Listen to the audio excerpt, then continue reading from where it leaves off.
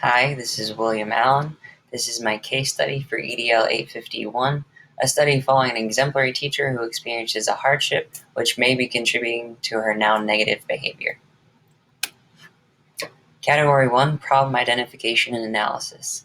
So what I know we're at a small rural elementary school. Mrs. Wilson is an experienced teacher in her 4th year as the principal. Mrs. Horton is also experienced and a former Teacher of the Year winner.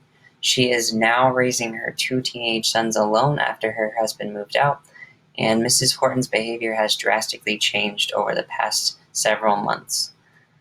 What I still need to know, what exactly is causing Mrs. Horton's behavior? Is it stemming from her personal life and her hardships that she's experiencing? Is she receptive to help if we reach out to offer it? And how can the problem be best tackled so that all the parties involved are being treated fairly and the solution that we come up with is beneficial to all involved? So that leads us to the problem. Mrs. Horton is behaving in an unacceptable manner. She recently had a conference with a parent and called him a liar. She has had altercations with teachers and apparently students as well. Parents have called and are requesting that their students receive a transfer to a different first grade teacher. The teachers are being berated on a reading curriculum that they're piloting, and apparently intervention has not been effective. Mrs. Wilson met with her personally, and the behavior hasn't seemed to change. And lastly, I believe that Mrs. Wilson is lacking proactivity and kind of waited too long to address this problem. So, my proposed plan of action. So, step 1 would be to open up communication with the superintendent and inform him of the full situation. I know he contacted Mrs. Wilson to say that parents were calling with issues, but I believe that they need to put their heads together to address the situation. I would hold a conference with Mrs. Horton immediately about the issues that she's been having, including her showing up late to work, her berating teachers, her cause of anxiety, apparent cause of anxiety with students, and hopefully the superintendent can be involved in this meeting.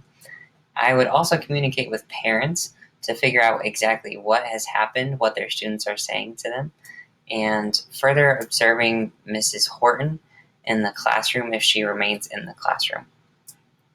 So step 2 would be to find a substitute. I don't know what the policies of this school are, but Mrs. Horton has demonstrated several behaviors that I would hope violate her contract and can remove her from the classroom at least temporarily, whether that's unpaid leave or paid leave, I'm not sure. But we're going to decide with the principal and the superintendent whether she requires an extended leave of absence, and we're going to make sure we follow the district policies when we do this.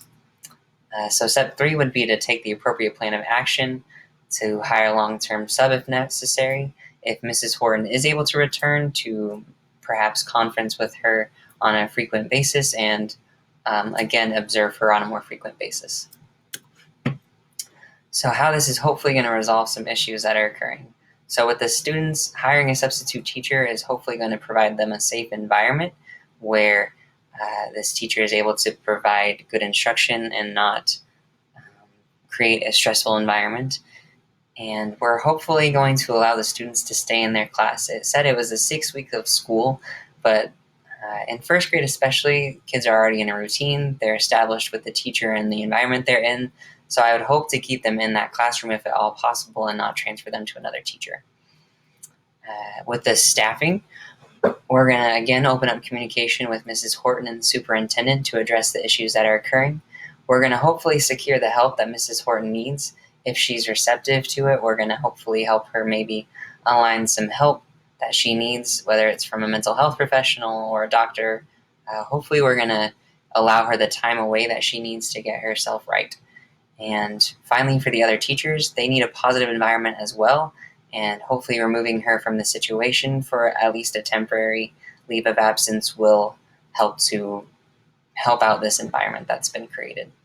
And then with parents, we're going to hold conferences with parents. We're going to hear out their concerns and validate their responses. I feel like Mrs. Wilson has not validated their responses so far and said that she hasn't observed anything, so it's not happening, but I don't think that's the right approach. I think they should be able to be heard, and we're going to work with them to find the best solution for their children. So category 4, some thoughts that I had during this case study that there are many issues with it. The biggest one seems to be a lack of communication with teacher, principal, and principal superintendent, and parent and principal. And I also was thinking the whole time that this should have been addressed way earlier than it was. If she saw several signs of it coming beforehand, I feel like she needed to reach out earlier. Some feelings that I had: I felt sympathy for Mrs. Wilson, Mrs. Horton, Julie, the parents. It seems like a very messy situation for all involved, and I did feel bad for all of those kids and parents and teachers. I also was very frustrated again that it had escalated to this point. I feel like it could have been headed off, perhaps, but can't do anything about it now. I was valuing the mental health of Mrs. Horton.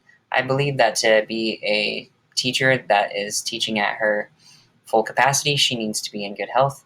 And I was also valuing that the environment needs to be positive for students and teachers, and they need to feel safe at their job or place of learning. Some unresolved issues. I don't know if Mrs. Horton is going to accept help, or if it could turn into something that is potentially a messy situation. I don't know if she'll be able to return to teaching, or if she'll be able to cope with what's going on in her life best in a capacity that will help her to teach effectively. And I don't know if we're going to be able to keep the kids in the classroom, or if parents are going to insist on changing it up. So category 5, promoting the academic success and personal well-being of every student. Component 1, looking at their academic success. I feel if we get a substitute in place, at least temporarily, he or she will be able to take over and effectively instruct the students, which will help them academically.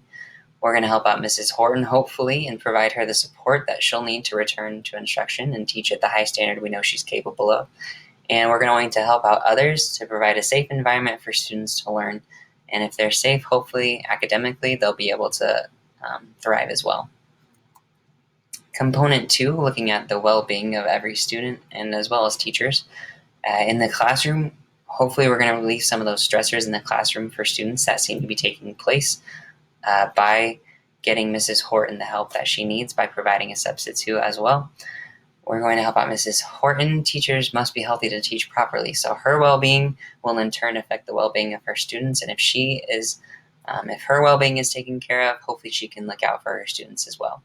And then with parents, we're going to work with them to find the best solution for their children. They know what's best for their kids, and hopefully we can work alongside them to ensure that each student is being taken care of as they need to be. And finally, component 3, we're going to enhance the instructional capacity in a few different ways.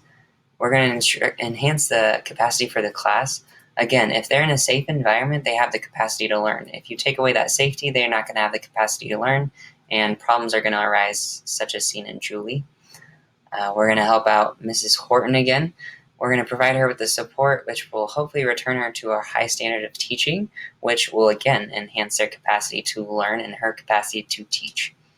And with a substitute, providing temporary relief for Mrs. Horton or a temporary alternative to Mrs. Horton may be necessary for both students and teachers, so that way they are in their full capacity to really get the most out of the classroom setting and continue learning in a safe, structured environment. And that is the conclusion of my presentation. Thank you for watching.